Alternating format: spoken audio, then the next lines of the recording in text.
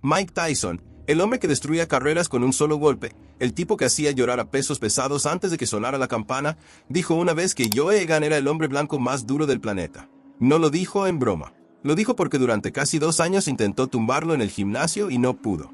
Eso, viniendo de alguien que noqueaba profesionales en el primer asalto, no es un cumplido menor. Es una declaración de guerra fallida. Y sin embargo, Joe Egan nunca fue campeón del mundo. Nunca tuvo un cinturón importante colgado en su salón. Su nombre no aparece en las listas de los grandes pesos pesados de la historia. Entonces, la pregunta es obvia.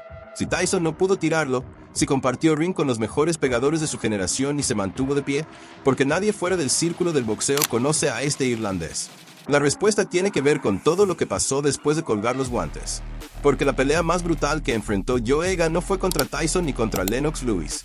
Fue contra un grupo de 37 tipos armados con escopetas, hachas y machetes que atacaron su pub un domingo por la tarde mientras dentro había una comunión. Y lo que vino después de eso fue todavía peor.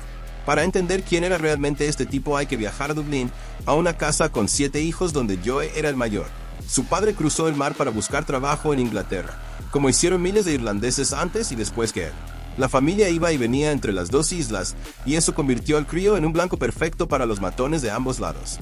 En Inglaterra lo acosaban por su acento irlandés. Los chavales del barrio lo señalaban como el extranjero, el distinto, el que hablaba raro. Así que hizo lo que hace cualquier niño que quiere sobrevivir en un entorno hostil. Absorbió el acento local, se adaptó, empezó a sonar como los demás. El problema es que cuando volvía a Dublín con ese acento inglés pegado a la lengua, los críos de su propio país lo trataban igual o peor. Ya no era suficientemente irlandés para los irlandeses, ni suficientemente inglés para los ingleses. Estaba atrapado en un limbo de identidad donde la única constante eran los golpes. No los que él daba, sino los que recibía. Esa situación, esa sensación constante de no pertenecer a ningún sitio y de tener que defenderse físicamente en todos, fue lo que lo empujó al boxeo. No llegó al gimnasio con sueños de gloria ni con pósters de Ali en la pared. Llegó porque necesitaba aprender a que no le partieran la cara cada vez que abría la boca. El boxeo, para Joe Egan, no empezó como deporte. Empezó como herramienta de supervivencia. Y eso marca una diferencia fundamental en cómo un peleador se forma. Porque quien entra al ring por necesidad desarrolla algo que el talentoso natural a veces no tiene. Una resistencia al castigo que no se entrena, se forja con miedo real. Lo que descubrió dentro del gimnasio fue que tenía condiciones. No era un artista del ring, no tenía la velocidad de un peso medio ni la técnica depurada de un estilista, pero absorbía golpes como pocos, devolvía con potencia de peso pesado y tenía una mentalidad de trinchera que lo hacía incómodo para cualquier rival. Los entrenadores lo detectaron pronto. Este chaval no tiene manos de seda, pero tiene algo que no se puede enseñar, una capacidad para encajar que convierte cada asalto en una guerra de desgaste donde el otro siempre se cansa primero. Progresó rápido en el circuito amateur irlandés. Representó a Irlanda en competiciones internacionales, viajó, peleó contra tipos de distintos países y estilos y fue acumulando experiencia a un ritmo acelerado. En esos torneos compartió cartel con boxeadores que terminarían siendo campeones del mundo. Él no se veía a sí mismo en esa categoría, pero tampoco se achicaba frente a nadie. Su mentalidad era simple. Si el otro era mejor, al menos iba a saber que había estado en una pelea. Cuando tenía 17 años tomó una decisión que iba a cambiar el rumbo de todo lo que vendría después. Cruzó el Atlántico y se fue a Estados Unidos. Un crío irlandés, solo, sin contactos relevantes, sin representante, sin dinero de sobra, sin hablar inglés americano, metiéndose en el epicentro mundial del boxeo profesional. Aterrizó y buscó lo que buscan todos los boxeadores que llegan a Nueva York sin nada, un gimnasio donde demostrar lo que valen. Encontró Gleason's Gym, que para ese entonces ya era una institución en el mundo del pugilismo. Un sitio donde se cruzaban aspirantes hambrientos con profesionales establecidos, donde el sudor de décadas impregnaba las paredes y donde si no sabías moverte, te lo hacían saber rápido. Joe se presentó, se puso los guantes y esparreó con un par de pesos pesados profesionales. No los dominó, pero aguantó, respondió bien y dejó una impresión decente. Lo suficiente como para que 2 entrenadores del gimnasio, Bob Jackson y Al Gavin, se fijaran en él. Esos 2 nombres importan porque no eran cualquier cosa. Jackson y Gavin habían comprado el gimnasio nada menos que Akuz de Amato, el legendario entrenador que había moldeado a campeones y que en ese momento estaba dedicando sus últimos años a un proyecto muy específico: convertir a un adolescente de Bronxville llamado Mike Tyson en el destructor definitivo de la división de peso pesado. Jackson y Gavin conocían a Akuz, conocían al chico, y sabían que Tyson necesitaba sparrings que aguantaran. Aquí es donde la historia de Joe Egan se convierte en algo diferente. Porque cuando le dijeron que había un joven de su misma edad que necesitaba compañeros de entrenamiento, Joe dijo que sí sin pensarlo. No tenía ni idea de quién era Mike Tyson. Venía de Irlanda, no había seguido el ascenso meteórico de aquel chaval que estaba noqueando hombres adultos siendo casi un niño. Joe solo escuchó que había alguien 6 meses menor que el que buscaba sparring, y como toda su vida había peleado contra tipos mayores y más grandes, la idea de medirse con alguien de su edad le pareció casi un alivio. Esa ingenuidad, esa ignorancia total sobre lo que le esperaba, es parte de lo que define a Joe Egan. No midió el riesgo porque no sabía que existía. Se metió de cabeza en lo que probablemente era la situación más peligrosa del boxeo mundial en ese momento sin tener la menor idea. El primer día de sparring con Tyson debió ser una revelación brutal. La gente que no ha estado en un gimnasio de boxeo profesional no entiende lo que significa ponerse delante de un peso pesado de élite. No es como verlo por televisión, donde la cámara pone distancia y el sonido se mezcla con la narración. En el gimnasio, estás a centímetros de alguien cuya única intención es golpearte con toda la fuerza que tiene. Sientes la vibración del aire cuando falla un golpe. Sientes el impacto en los huesos cuando acierta. Y cuando ese alguien es Mike Tyson, la experiencia tiene una dimensión que pocos seres humanos en la historia del deporte han conocido de primera mano. Para cuando Joe se puso delante de él, Mike ya golpeaba con una potencia que no correspondía a su edad. Era compacto, explosivo, con un estilo Peek Abo heredado de D'Amato que combinaba defensa cerrada con ataques demoledores al cuerpo y a la cabeza.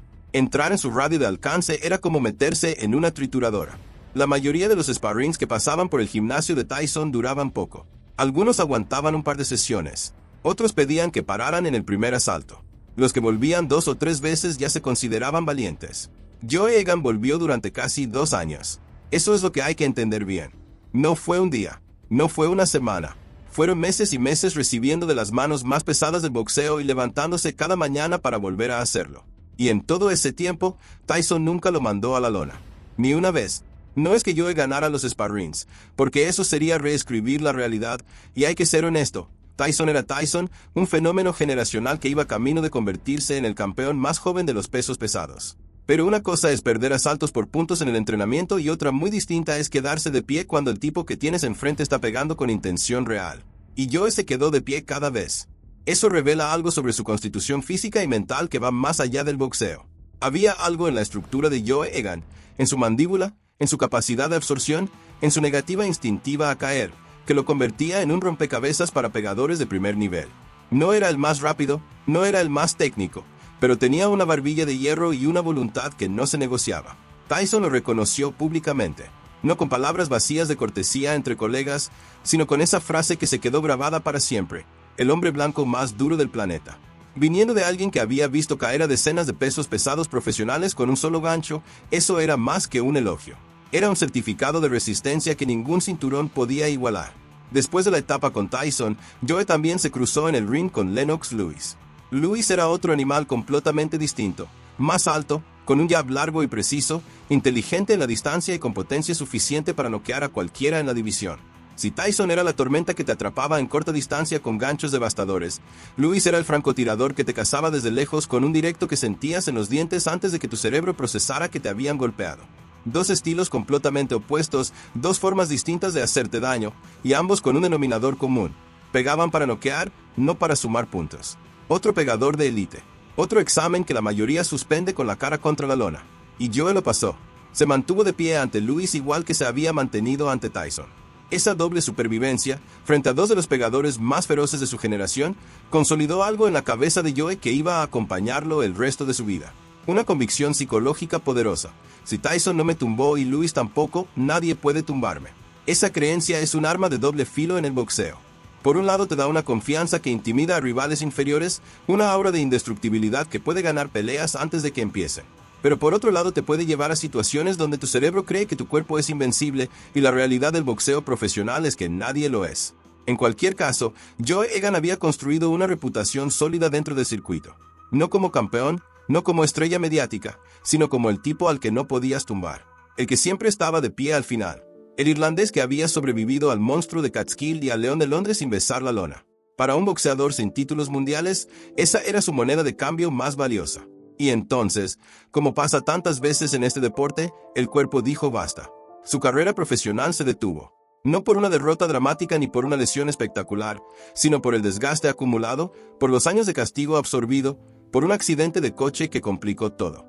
El boxeo le había dado una identidad, un nombre, un lugar en el mundo, y de repente ese lugar ya no existía.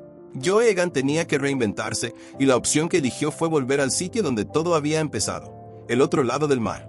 Emigró de nuevo al Reino Unido y se instaló en Birmingham, una ciudad que ya conocía del circuito amateur. Había peleado allí en 3 ocasiones distintas, en el Ladygwood Boxing Club, el Birmingham City Boxing Club y el Barley Boxing Club. Ese último había organizado veladas en el Irish Centre de Digbeth, el barrio con mayor concentración de comunidad irlandesa en la ciudad. Para Joe, Birmingham no era territorio desconocido. Era un sitio donde su nombre significaba algo, donde la gente del boxeo lo recordaba. La transición del ring al pub parece un cliché irlandés, pero en el caso de Joe tenía una lógica concreta y casi inevitable. Paddy Finn, otro irlandés del circuito, le ofreció gestionar el Dublin, un pub en Digbeth. Finn entendía la situación porque la había vivido en carne propia. Su carrera se había cortado por problemas de espalda, igual que la de Joe se había frenado por el accidente. 2 boxeadores con el cuerpo roto buscando una segunda vida fuera del ring, una historia que se repite en cada generación del pugilismo. El boxeo te escupe cuando ya no le sirves y te deja con los nudillos deformados y ninguna habilidad transferible al mundo laboral convencional. Joe aceptó y se puso detrás de la barra. Administró el Dublin durante 2 años, aprendió el negocio, entendió cómo funcionaba la hostelería en una zona obrera de Birmingham, y en ese proceso algo empezó a cuajar. En 1997 surgió la oportunidad de dar el salto a lo propio. Un pub llamado el Lyndhurst estaba disponible, y Joe decidió tomarlo junto a Thomas M. Segeog, un socio que también era excampeón irlandés de boxeo. 2 peleadores al frente de un pub en una zona obrera de Birmingham. La imagen tiene algo de película, pero la realidad era más prosaica. Alquiler con la cervecera, facturas, licencias, inventario, personal. Durante los primeros 7 u 8 meses todo fue razonablemente bien. El Lyndhurst funcionaba, la clientela era estable, el barrio respondía. Joe estaba construyendo algo propio por primera vez fuera del ring. Parecía que la segunda vida estaba en marcha. Y entonces apareció el problema que Joe creía que solo existía en las películas. El 19 de julio de 1998, un grupo vinculado al crimen organizado local se presentó en el pub y exigió dinero de protección. No pidió, exigió, con la claridad intimidatoria de quien sabe que la siguiente visita no va a ser tan civilizada. La mecánica era la de siempre. Pagas una cantidad regular y nosotros nos aseguramos de que nadie te cause problemas, siendo nosotros los que te causamos los problemas si no pagas. Un círculo perfecto de extorsión donde el protector y la amenaza son la misma persona. Joe se quedó helado. Él venía del mundo del boxeo, donde la violencia tiene reglas, donde hay un árbitro que para la pelea si alguien no puede continuar. Esto era otra cosa. Esto era extorsión pura, el negocio del miedo, y no tenía nada que ver con nada que hubiera vivido dentro del cuadrilátero. Hizo lo que se supone que debe hacer un ciudadano que regenta un negocio legal. Fue a la policía. Informó de la situación, cooperó, dio nombres, describió lo que había pasado. No quería hacer justicia por su mano. Era titular de una licencia de hostelería, tenía responsabilidades legales y la idea de convertirse en vigilante le parecía absurda. ¿Que se encargue la ley? Pensó. Esa decisión, aparentemente racional y correcta, fue el principio de una catástrofe. Si te quedas con algo de esta parte de la historia, que sea esto: Joe Egan hizo exactamente lo que la sociedad dice que hay que hacer cuando te amenazan y la sociedad lo dejó tirado. Una semana después, el 26 de julio de 1998, llegó la respuesta de los extorsionadores. 37 personas. No 4 ni 5, 37. Armados con escopetas, hachas y machetes. Llegaron al aparcamiento de Lyndhurst con la intención clara de destruir el pub y a quien estuviera dentro. Ese día había una celebración de primera comunión en el salón de funciones. Familias, niños, gente normal que había ido a celebrar algo bonito un domingo por la tarde. Si quieres concentrar todo lo que puede salir mal en un único momento, ese era el momento. Joe había llamado a la policía media hora antes del ataque. Había avisado al sargento responsable de la zona, un tipo al que Joe describe como un hombre decente, alguien que se tomaba su trabajo en serio. El sargento le dijo que iba de camino, pero mientras se dirigía a Lyndhurst, le redirigieron a otra llamada, una alarma que resultó ser falsa, un aviso menor que sacó al único policía que podía haber prevenido lo que estaba a punto de pasar. La llamada de Joe era una petición de auxilio real, la otra era ruido, y el sistema eligió el ruido. Desde que los atacantes llegaron al aparcamiento hasta que apareció el primer policía pasaron 55 minutos. 30 minutos de advertencia y 25 de batalla campal. Casi una hora de violencia sin intervención policial, con la comisaría a menos de 400 metros del pub. Esa cifra, 400 metros, es la que define la traición institucional que sufrió Joe Egan ese día. No estaban al otro lado de la ciudad, estaban al final de la calle. Joe recibió un disparo de escopeta, perdigones incrustados en el cuerpo. Varios clientes y amigos resultaron heridos de gravedad. Hubo sangre en el suelo del pub, cristales reventados, muebles destrozados, gritos de gente que media hora antes estaba celebrando una comunión. Fue un milagro que no hubiera muertos, y eso no es una exageración retórica, es la evaluación fría de lo que pasa cuando 37 personas armadas atacan un local lleno de civiles durante 25 minutos sin que aparezca nadie a detenerlos. Y la razón de que Joe sobreviviera no fue la intervención policial, sino la gente que estaba dentro del pub. Espúgiles, conocidos del barrio, gente con agallas que se plantó junto a él cuando la turba entró. Joe sabía que si hubiera estado solo, lo habría matado. Podría haber arrastrado a uno o dos con él, pero contra 37 armados, las cuentas no salen ni para alguien a quien Tyson no pudo tumbar. Ese fue el punto de no retorno. Después de esa noche, si esta historia es un documental y estás siguiendo la trama hasta aquí, ahora es cuando todo cae. Suscríbete y dale like si quieres seguir con esto, porque lo que viene es la parte que nadie quiere vivir pero que explica todo lo demás. El pub nunca se recuperó. La clientela desapareció. Nadie quiere tomarse una pinta en un sitio que fue escenario de una batalla con escopetas y machetes. Los ingresos se desplomaron, las deudas se acumularon y Joe se encontró luchando una guerra económica que no sabía cómo pelear. En el ring, cuando estás perdiendo, puedes aguantar hasta la campana, reagrupar en la esquina y salir distinto en el siguiente asalto. En el negocio de la hostelería no hay campana ni esquina. La cervecera propietaria del local decidió echarlo. Le dijeron que no era un arrendatario adecuado, que no era una persona apropiada para gestionar un pub. A la víctima la trataron como al culpable, al tipo que había cooperado con la policía, que había dado la cara, que había sangrado por su negocio. Le dijeron que el problema era él. Esa inversión de la responsabilidad es una de las partes más oscuras de esta historia. Joe Egan hizo todo lo que el sistema le pedía. Denunció, colaboró, esperó a que la ley actuara. Y cuando la ley no actuó, cuando la violencia llegó y él sobrevivió a duras penas, el sistema se dio la vuelta y lo señaló como el problema. Es una dinámica que se repite en muchos contextos, pero aquí tiene nombre, apellido y perdigones de escopeta en el cuerpo. Sin el pub, sin ingresos estables, sin una carrera de boxeo a la que volver y con un cuerpo que acumulaba las consecuencias del ataque y de años de castigo en el ring, Joe empezó a caer. No de golpe, sino en espiral. Una caída progresiva donde cada semana era un poco peor que la anterior. Intentaba generar dinero como podía, buscaba salidas donde no las había, y el mundo a su alrededor empezó a cerrarse. Y entonces vino el golpe que no esperaba de ese lado. Su exprometida lo dejó. No simplemente lo dejó. Se fue con Michael Flatley, el bailarín de Riverdance, el irlandés más famoso del planeta en ese momento. La noticia salió en prensa internacional. Lo que para Joe era una herida personal, íntima, dolorosa, se convirtió en espectáculo público. Todo el mundo se enteró. La humillación no fue solo sentimental, fue mediática.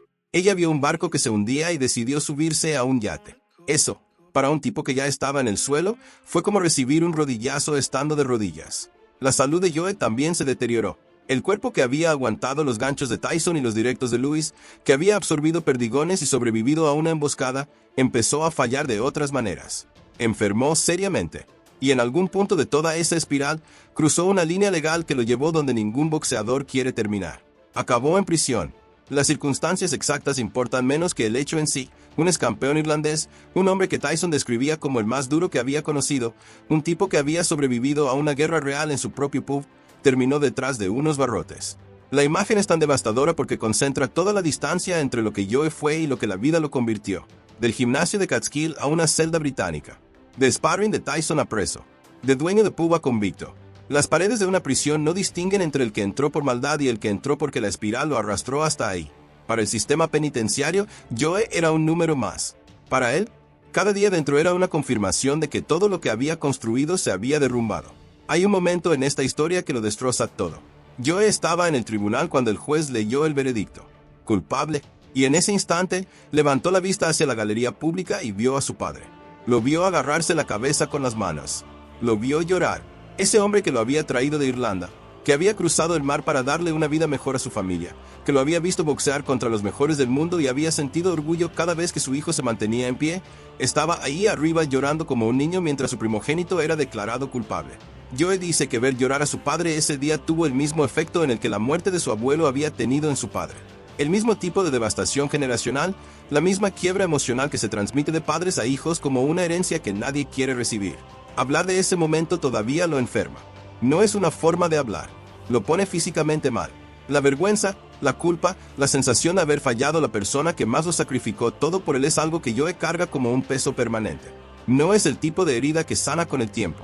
Es el tipo de herida que aprendes a llevar, pero que nunca deja de doler. Y lo más complicado de todo es que la cadena de eventos que lo llevó ahí empezó con algo que no fue culpa suya. Empezó con 37 tipos armados atacando su pub mientras la policía miraba para otro lado. Todo lo que vino después fue consecuencia de aquello. Eso no justifica nada, pero sí contextualiza todo. Cuando salió de prisión, Joe Egan se encontró en un vacío total. Sin negocio, sin pareja, sin reputación pública, sin salud plena y con antecedentes penales. La lista de cosas que no tenía era más larga que la lista de cosas que tenía. En ese momento, la mayoría de la gente se rompe definitivamente o encuentra algo mínimo a lo que agarrarse. Joe se agarró a lo único que conocía. Lo único que siempre había estado ahí desde que era un crío acosado en Manchester, el boxeo. Decidió volver al ring. No como un acto de superación inspiracional, no como una historia bonita para las revistas, sino por pura necesidad. Necesidad económica, sí, pero sobre todo necesidad de identidad. Cuando los periódicos titularon la noticia como el regreso de Joe el boxeador, él sintió que al menos ese titular era preferible a Joe el convicto o Joe el expresidiario. El boxeo le devolvía un nombre que podía pronunciar sin sentir náuseas. Le devolvía una versión de sí mismo que no estaba manchada por la vergüenza. Era como volver a un idioma que habías olvidado y descubrir que tu boca todavía recordaba las palabras. No era gloria, no era redención, era supervivencia en su forma más básica. Si puedo pelear, existo como algo más que mis errores. Ese regreso al boxeo no fue un cuento de hadas. No volvió a esparrear con campeones mundiales ni se convirtió en contendiente al título.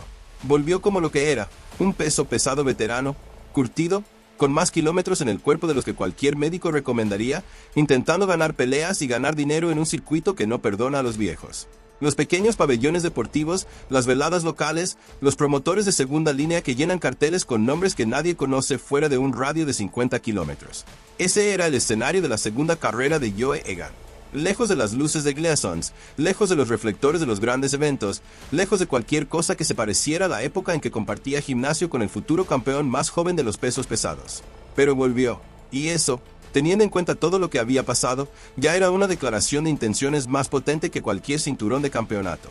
Hay una capa más en esta historia que no se puede ignorar, porque explica el contexto en el que Joe vivió buena parte de su vida adulta en Inglaterra y amplifica todo lo que le pasó. El prejuicio contra los irlandeses en el Reino Unido no es un concepto abstracto ni algo que se limite a los libros de historia. Es una experiencia vivida por generaciones enteras de familias que cruzaron el mar buscando trabajo y se encontraron con carteles que decían literalmente que no se admitían irlandeses, ni negros, ni perros. Esa frase infame, clavada en las puertas de pensiones y establecimientos por todo el país, no es una leyenda urbana. Fue la realidad cotidiana de miles de personas durante décadas. Los atentados de Birmingham en 1974, cuando bombas de Lira mataron a 21 personas e hirieron a más de 180 en 2 pubs de la ciudad, convirtieron ese prejuicio latente en odio abierto y violento. De la noche a la mañana, cualquier persona con acento irlandés se convirtió en sospechosa. No importaba cuánto tiempo llevaras viviendo en Inglaterra, no importaba si habías levantado tu casa ladrillo a ladrillo en un barrio obrero, no importaba si tus hijos habían nacido en suelo británico. Si tu voz sonaba a Dublín o a Cork o a Galway, eras el enemigo. Familias que llevaban años trabajando honradamente en Inglaterra vieron cómo sus vecinos les daban la espalda. Padres que iban a trabajar cada día fueron agredidos por sus compañeros. Madres que iban a hacer la compra fueron rechazadas en las tiendas por el simple hecho de cómo sonaban al hablar. El odio no distinguía entre el obrero irlandés que llevaba 20 años poniendo ladrillos en Birmingham y el terrorista que había puesto una bomba a 2 calles de su obra. Para el resentimiento colectivo, todos eran lo mismo. Joe creció dentro de ese contexto. Su padre le dijo que odiara a los ingleses, y él obedeció, como obedecen los hijos cuando no tienen herramientas para cuestionar lo que les dicen en casa. Pero con los años, y con la experiencia de vivir en ambos lados, la cosa se volvió más compleja. Joe reconoce que no entiende del todo el conflicto de Irlanda del Norte. Reconoce que el Reino Unido ha sido generoso con muchos inmigrantes, incluidos los irlandeses.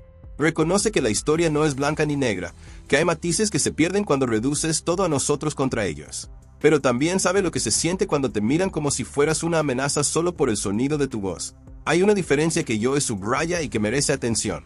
Un soldado sabe que puede morir cuando va a la guerra. Se alista, entrena, acepta el riesgo. Eso no justifica nada, pero establece un marco. Los civiles que salieron un viernes por la noche a tomarse unas cervezas en un pub de Birmingham no habían aceptado ningún riesgo. No esperaban que la noche terminara con una explosión. Esa asimetría entre el combatiente que elige pelear y el civil que simplemente está viviendo su vida es lo que hace que los atentados contra civiles sean tan particularmente devastadores. Y Joe, que era irlandés viviendo en Birmingham, cargó con la culpa colectiva de algo que no había hecho, en una ciudad que todavía sangraba por heridas que él no había infligido. Esa presión identitaria está presente en toda su historia. Desde el crío que no encajaba en ningún lado hasta el adulto que regentaba un pub irlandés en una ciudad inglesa con cicatrices del terrorismo irlandés. Cada decisión que tomó, cada relación que construyó, cada negocio que intentó levantar estaba contaminado por esa tensión de fondo. No era solo Joe contra los extorsionadores, o Joe contra la cervecera que lo echó, o Joe contra el sistema judicial. Era Joe contra un prejuicio estructural que llevaba décadas cocinándose y que convertía cualquier tropiezo de un irlandés en confirmación del estereotipo. La paradoja final de Joe Egan es que todo lo que lo hacía extraordinario en el ring, su resistencia sobrehumana, su negativa a caer, su capacidad para absorber castigo y seguir adelante, fue exactamente lo que lo mantuvo en pie durante los peores momentos de su vida fuera de él. No se derrumbó cuando perdió el pub. No se derrumbó cuando perdió a su pareja. No se derrumbó cuando fue a prisión. Cada vez que la vida lo golpeó con algo que habría tumbado a la mayoría, hizo lo que siempre había hecho, mantenerse de pie. No porque fuera valiente en el sentido romántico de la palabra, sino porque no sabía hacer otra cosa. Era su programación básica, instalada a golpes desde la infancia. No caerse. Pase lo que pase, no caerse. Eso no significa que no sufriera. No significa que no le doliera. Solo significa que Joe Egan procesaba el dolor de la misma manera que procesaba un gancho de Tyson. Lo recibía, lo absorbía y seguía caminando hacia adelante. No porque quisiera, sino porque su cuerpo y su mente no conocían otra dirección. Esa cualidad, que en el ring es admirable, fuera de él puede ser autodestructiva, porque te mantiene funcionando cuando quizás lo sensato sería parar, pedir ayuda, reconocer que no puedes con todo. Pero Joe venía de un mundo donde pedir ayuda era lo mismo que pedir que pararan la pelea, y él nunca había pedido eso. Lo que queda hoy de esta historia es un nombre que resuena en círculos muy específicos. Los aficionados serios al boxeo conocen a Joe Egan. Los que estudiaron la época de Tyson saben quién era su sparring irlandés. Los que vivieron en el Digbeth de finales de los 90 recuerdan el Lyndhurst y lo que pasó aquel domingo de julio. Pero fuera de esos círculos, Joe Egan es un desconocido.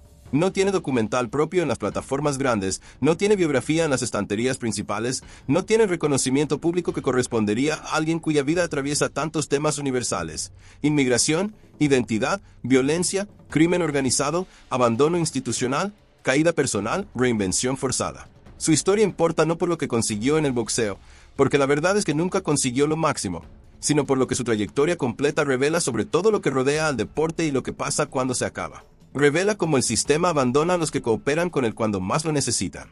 Revela cómo el prejuicio étnico convierte a las víctimas en sospechosos. Revela cómo la fama de un hombre puede depender de una sola frase dicha por alguien más famoso que él. Revela que la resistencia, esa cualidad que todos admiramos en un boxeador, puede ser exactamente lo que le impide buscar ayuda cuando la necesita. Revela que hay una línea muy fina entre la dureza y la autodestrucción, y que a veces el tipo más duro de la sala es el que peor lo está pasando.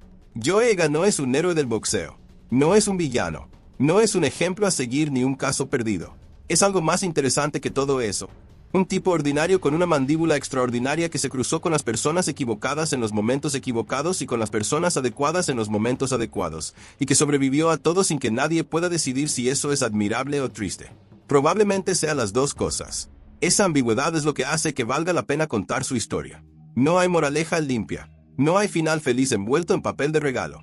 Hay un hombre que sigue ahí, con sus contradicciones intactas, educado como pocos fuera del ring, violento como pocos dentro de él, irlandés que no encajaba en Irlanda, inmigrante que no encajaba en Inglaterra, duro como el granito pero con la voz rota cuando habla de su padre llorando en aquel tribunal. Las contradicciones no se resuelven, solo se acumulan.